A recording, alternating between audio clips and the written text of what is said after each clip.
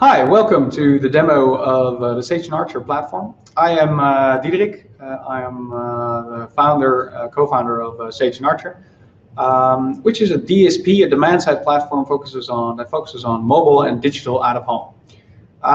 Today in this video, I will just shortly show you the platform, basically, and I'll show you the way we set it up, how it works, and hopefully that will answer all your questions, whether you want to use this or not. The platform has been live since October, and there's a lot of stuff happening and changing all the time because we work very closely together with our users in order to make it a better platform. So we go live, we get feedback, and then we iterate on the platform to make sure we use the feedback to create a better product. So this is a video, and probably will be outdated at the moment you'll see it, but it gives you an insight on where we stand. It's in March. It's March 2020 right now, and I'll briefly talk about where we're heading later on in the year and on our roadmap. All right. So Sage and Archer. So our marketing platform has been set up to run ads on digital out of home and mobile, and obviously location targeting is a big part and a big chunk of our platform. Location is basically the glue that holds digital out of home and mobile together. I'll show you a bit how that works into the platform. All right, so we log in. That's important, and then basically we work with campaigns and tactics. So here you see the platform. On the left side, you see basically 4 tabs. We have campaigns, we have advertisers, we have reporting and inventory. And for a lot of our customers also use DV360 of Google. And basically, what you see there is that it's called tactics. The way we call tactics is in DV. It's called line items. So you have campaigns and you have certain line items under that campaign. That's the way we set it up as well. So here you see a campaign which we made for our advertiser Heineken, the Dutch beer brand, and the theme is Summer Campaign 2019. And what you can do is that you can set up a digital out of home tactic or a mobile tactic. And within a tactic, you can specify what types of targeting you would like to add, what types of placements you want to run your ads on, and how much budget you want to spend on that certain tactic. So what we did is per tactic, you can give a name to the tactic, obviously, and then what you see here is that we put in certain specific targeting already into the name as well. So here you see digital out of home tactic, where we run on the railway stations here in the Netherlands. There's a tactic that runs on the metro stations, and then there's a tactic that runs on the supermarkets. These are digital out of home tactics. Then there's a mobile tactic that runs and is targeted specifically on location, on the beach, and also is targeted with a certain weather targeting. So in this case, only when it's 20 plus Celsius and it's a sunny sky, then you're targeted with Heineken ads on the beach. Then there's a digital out of home tactic that's focused on all the folks going away from the beach at night, going home, and then we run ads on the roadside, so next to the highways at night when people go back from the beach to their homes. And then there's a last tactic where we run a campaign focused on festivals, where we use location targeting to target specific audiences going to festivals, and we geofence all the screens that this audience has seen going and coming to the festival. All right, so when you add a tactic, the first thing you do is you click one of the buttons, digital out of home or mobile. In this case, we use a digital out of home tactic. And then this is basically the hardest screen we have. You add the certain parameters of your campaign. The way our platform works is that we add certain variables, and then we limit those variables with specific targeting. So first we add budget, the time we want to run our campaign in, and then will specify that more by using targeting, for instance, the location, weather, or certain placements you want to target, or whatever triggers you want to use. So here what you see is that we put in a name, we put in a budget, we put in a time schedule, and you can add multiple schedules to determine what specific times you want to be present with your campaign. And what we do is that you put in a maximum price. The platform works with price optimization algorithms. So it's not really, if you put in a max CPM, that's not what you're going to pay. You're going to pay like the ultimate balance between the settings of your campaign, how specific did I target my campaign, and what's the price in the market. So if you're familiar with programmatic advertising, you'll know that there's certain like first party price auctions and second price auctions. And basically, they differ quite extensively from each other, because a first party auction, the way it works is that if you bid like 50 euros CPM and the second guy in the auction only bid it like 20 euros, you'll pay 50 euros. So with a second price auction model, this works differently. As the moment you're the second guy that comes in and only pays 20 euros, we only pay 20 euros and 1 cent, right? We only pay 1 cent higher than the second bid. Because we are dealing with more and more publishers that work with the first party auction model, as they want to maximize on their revenue and on the amount that they monetize their inventory on. What we basically see is that this algorithm, what it does is looks for the ultimate or the optimum price level, right? So it bids up when we're not running any ads, and it bids below the price, and starts losing auctions when it has more room to optimize on price within the schedule it has and the placement it has, obviously. So what's important to know is that it doesn't really matter what you put in terms of CPM, because it's always going to bid to the optimum price, but we still put in a max. So if you really don't want to pay more than a certain amount, then you can put that in, and we'll make sure that you never over bid on that price.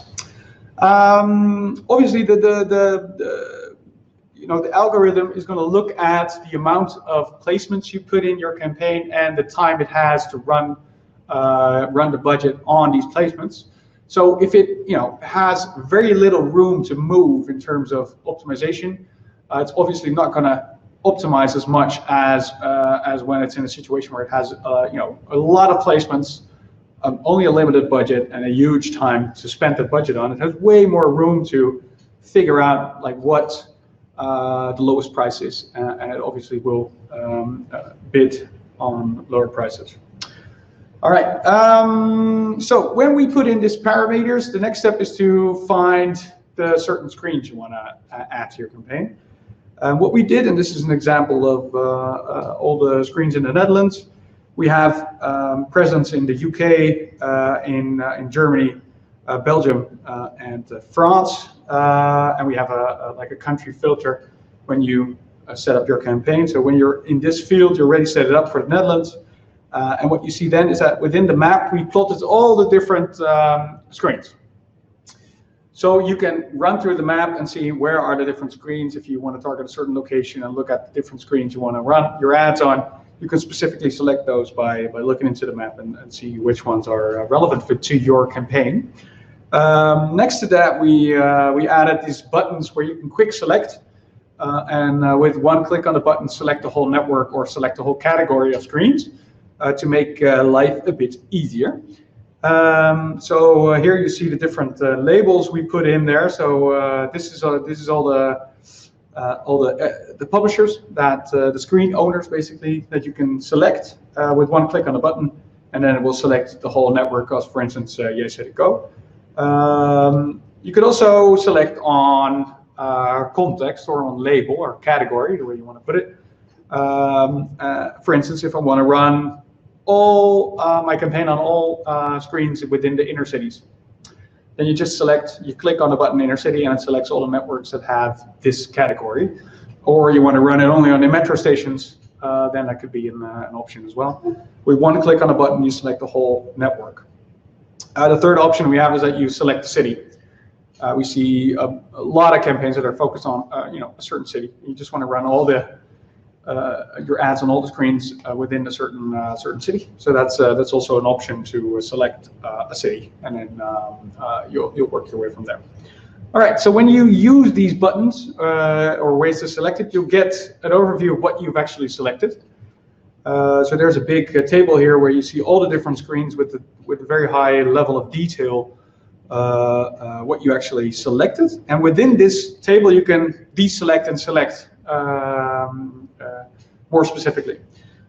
So what you see here is that we filtered on supermarkets of Centricom, which is a network which has the screens of all the supermarkets. And within the table you can see all the different details we put in there. So first off, obviously the publisher. We see the name of the screen. We see which city the screen is, what the postal code is, what the GPS coordinates are, and then we also see what the size of the ad is, right? So what ad size do we need in order to run it? And then we put in information about the actual size of the screen, so not necessarily the ad size, which is like our dimensions, but doesn't necessarily say anything about how big the screen is you're going to run your ads on. So what we did is that we put in the ads, the screen size also in there, either on diameter, or on square meters. So in this case, you see the diameter field is filled with 65, I think. Right? Yeah. And then you see what type of format it is. So what type of screen are we dealing with? So in this case, we're dealing with ABIS, which is like a typical form of an out-of-home screen. We see next to what type of ads you can run on it.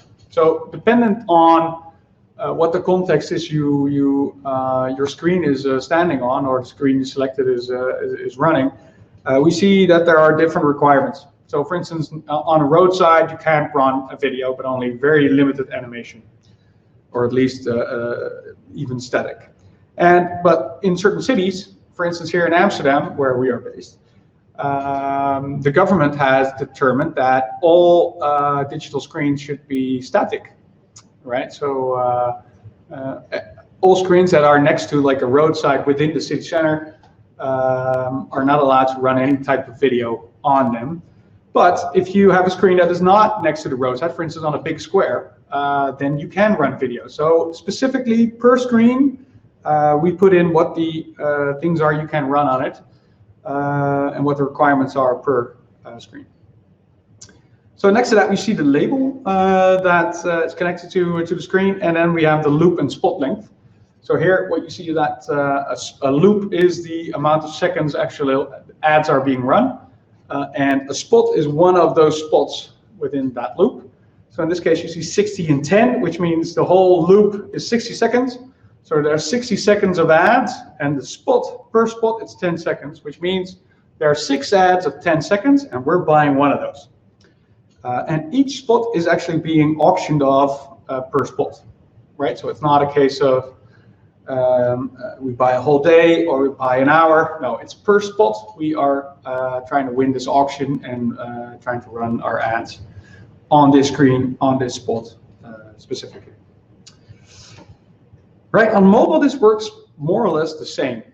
We have the distinction between publishing houses, publishers, specific apps in a category lower, and a label or category of certain apps where you want to run. So what we did is that we put a lot of effort into creating a brand safe environment. So we manually checked every single placement that is in the platform. So other platforms often use like whitelisting options or blacklisting options. With us, we always say you can see this as one big whitelist, and then within this whitelist you can also select certain titles or certain apps you want to specifically be present on. But we put in a lot of effort to make sure we know who the publisher is. We know that the ads where we're running, the ads actually work. And thirdly, and most importantly, we know that this is the stuff you want to report to your boss. So whenever he runs to you and he's asking for a report, where are we running our ads, you can get it out of the platform, and you'll never see titles or stuff you don't want to be proud of. All right, so when we selected certain placements and screens and apps and websites where we want to present on, then we'll start targeting to be more specific within those placements, right? So we selected certain placements, and then the next step is to target them. And as I said, one big part of our platform and like the glue that holds digital out of home and mobile together is location targeting. And this is a feature we use for that. It works on mobile as well as on digital out of home. And here you can put in location by location your target. For instance, your stores, if you want to put those in, you can determine whether you want to include or exclude them, what the radius should be of the targeting, what the description is, and yeah, basically that's it. And you can add those location per location, or you can use the CSV upload option, where you can you put in a CSV with all the different locations at once, and then it will pop up within the platform as well. And then we have something we call location groups, which is basically a selection we already made for you of certain locations we see with a lot of use cases. So for instance, all the universities are in there, all the places where self-employed people work are in there, all the do-it-yourself appliances, shops, all the specifics, locations basically, which we see with multiple cases, we already default put into the platform so you can easily run through it. You also have the option to upload your own lists here, so you don't have to put in a CSV every time, but have like your own group in this platform. So here is an example where I put in supermarkets in the region. That's like the one that only goes for me, where I personalize my tool. It's on the left side, you see resources. It's in there as an option for you to add certain location groups. And yeah, will make life easier to run your location campaigns when you have always the same type of groups or locations you want to target anyways. This is the way to have that resources present. All right, next to location targeting, we use weather targeting quite extensively. You see it's a nice trigger for certain campaigns where you only want to run when it's nice weather out or a certain temperature, or the other way around when it's bad weather or it's cold. So you can target on temperature, the minimum and the maximum Celsius temperature, and the type of weather, so weather conditions in addition to that.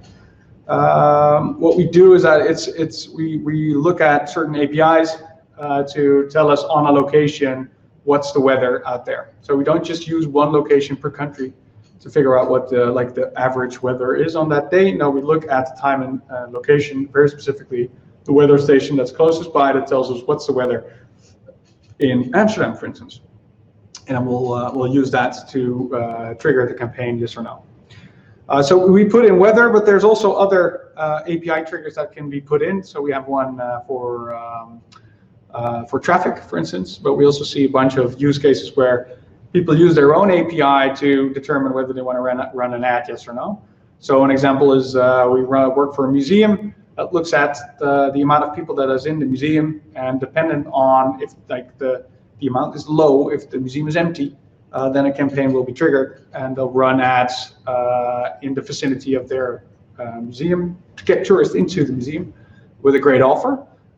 So they determine based on their own data whether or not the campaign should run, yes or no. And this, you could think of all these applications for triggering campaigns yourself, and that's why we have built like an open source API which you can connect and trigger yourself with the campaigns you want to run, or the ways you want to apply the technology in that sense. All right, so here we have the option for mobile to also run campaigns based on audiences. So we have two types of audience data you can work with in the platform. One is the stuff that actually is being created by your campaign, so the campaign audiences. So for instance, here you have the option to select people that click or view your ad, and use that as your audiences in other tactics within your tenant. So, for instance, we have a campaign. We want to retarget those people who have looked at the ad. So we have, for instance, the impressions is our metric to build up an audience. Then we can also create a tactic where we target that specific audience that has seen the campaign we ran before. And you see here, you build up the audiences, and then the buttons below, you can include or exclude those types of audiences based on your use case. But we also have the option to put in your own data, so your first-party data. For instance, especially for mobile apps, this is a very interesting feature because the platform works on IFA, so IDs for advertising. And that's typically what our app clients have also as a source of their first-party data, is the IFAs of their app users. So a common use case is to use your data as a platform and to exclude those people as an app from advertising, right? So people already use your app. This is, for instance, an example of Park Mobile, Park Now, which is a parking app. When people use the app and are happy with it, there's multiple ways in which you can, as a brand or as an app, can connect to those audiences. It could be via push messaging, via email, via messages within the app itself.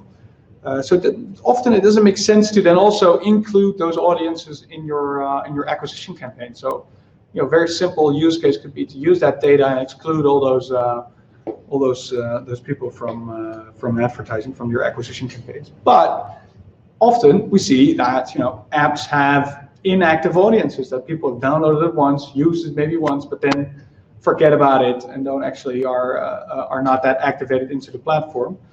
Whilst these audiences could be very relevant for you as a client to reactivate your users in the app.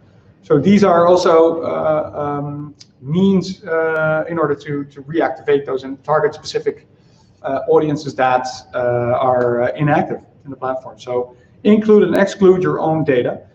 We use various DMPs to connect the data to our platform. But also we use app tracking companies that also have this data. So with Adjust or AppsFlyer, they can put in we put in the connection, and the data will be set up in your platform here in Sage Archer and SNA. All right. So we have also the option to create your own deals. For instance, if you want to be negotiate with publishers about price, or have guarantees on when you run your ads, you can use the deal making tab to facilitate that. All right, and then when we have created this campaign, we obviously need creatives to run it. So SNA offers the possibility of running on Digital Out of Home. We have static, video, and HTML5 for dynamic advertising. Basically how it works is that based on the screens you have selected within the tactic, which we've seen in a bunch of screens before, then you can you'll see what we need to run the complete campaign. So here you see on below you see 3 types. So we selected screens that have the possibility of running static and video ads, and those are required to put into the platform. And what you see is in the green, also within brackets, you see how many screens are per ad size are targeted this way. So for instance, if you don't have a lot of budget for all the different screens you selected or all the different ad sizes you selected, then you just choose the ones that have the most screens within the brackets. Or obviously you could use HTML5 to make sure that one ad is responsive and works on all these different screens. Anyways, so what happens is at the moment you upload these within your tactic, they'll be offered to the publishers, and they have to approve the ads.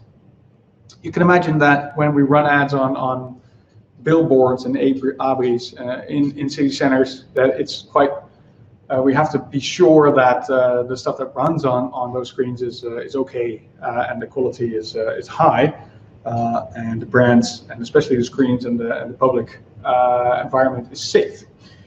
So that's why there's this additional approval mechanism in the system. If you push on the button approval status, you can see how far the approval process has been. Typically, the publishers respond quite fast, so don't worry too much about that. Unless you want to run a campaign within an hour, then it might make sense to call the publishers when you're in a rush. But it typically takes them like an afternoon, and all the creators are approved. You can also run tags, especially on mobile. This is used with all the big ad servers are approved in our platform. You can push your own HTML5 markup with all the different image tracking, click trackers, whatever you want to run. And this is also used when you run HTML5 ads for digital out-of-home. Right, then the reporting, this is quite a dynamic environment. We see a lot of clients that use this as a quick lookup how the campaign is running. You can also see like the overall stats within your campaign tab on the left side per tactic. But here you can see in more depth, in more detail how your campaign is doing with all the different tactics and creatives and names and all the variables we have in here. We see a lot of clients that actually use the download all data button or CSV connection to just put that into their own data visualization studio. But you can adjust this to any way you want. For instance, on publisher level, on which city you ran your ads, and here's the example of a campaign that ran in the Netherlands, and the heat map across the Netherlands where has my campaign run. All right, then the last tab is our inventory tab. Basically, that tab is used to give insight on what has been the status on the auction. So what has been auctioned off the last week or last month.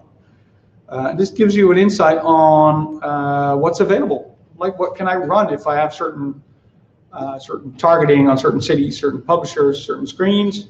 What are actually the opportunities there to run my campaign? How much impressions, how much opportunities to see, how much OTS is actually being sold and being auctioned. And this gives us a nice insight and gives you the opportunity to plan your campaign. We chose this infrastructure to give insight and to help you guys plan your campaigns more easily, but also to create like this maximum level of transparency. Just to show you per screen, you can get the insight on what the actual data is we get in from the publishers, right?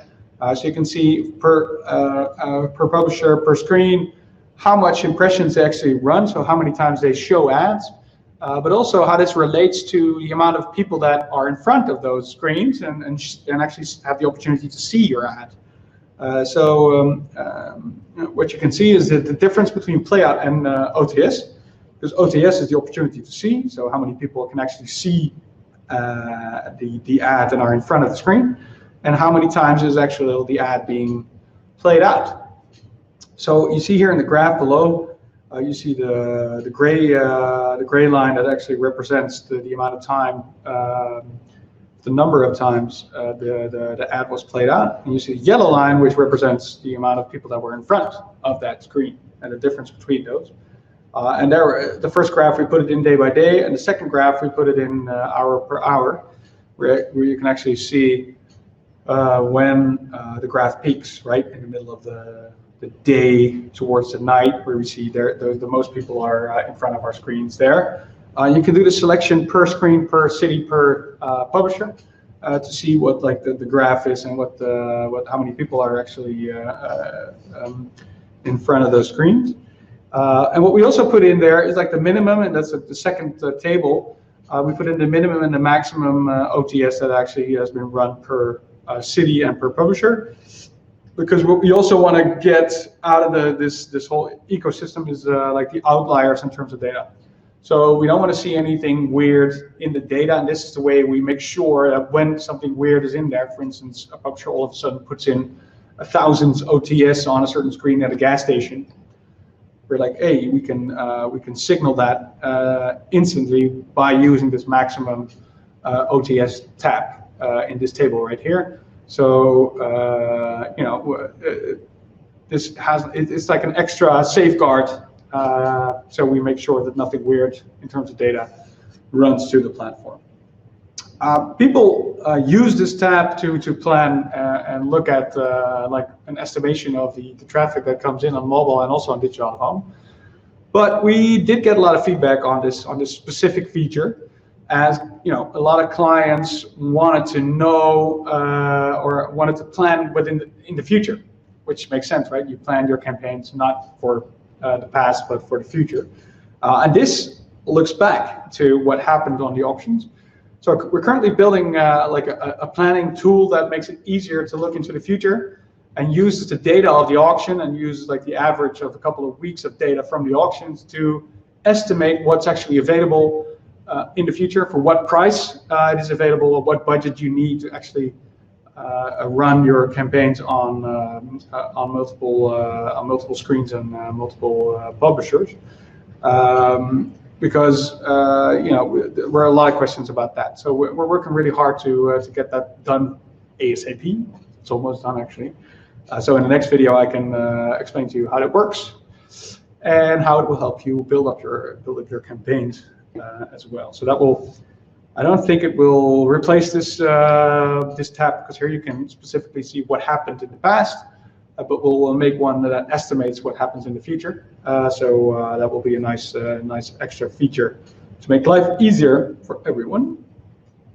All right, so that's basically the tool. We work with Slack to support you guys. So whenever you have questions working on the platform, we have your own channel where you can ask your questions, and we have the whole support team working on Slack as well, so they can instantly answer your question. In addition, we also update on new features. We update on creative things that are possible, inspire you with great cases, and update on inventory. So when there's new inventory, and this happens every day, almost new screens are available, new ways of running them programmatically are accessible, then we'll update you that way as well. So that's the way we keep in touch, the way we support. And it works really nicely. People are very enthusiastic about it. So that's it for the demo of the platform. If you're interested, let me know, then we will be eager to onboard you onto the platform and talk to you about what type of use cases you could run on it. You can play around with it. So let me know whether you are interested in it, and then we'll move from there. Thanks.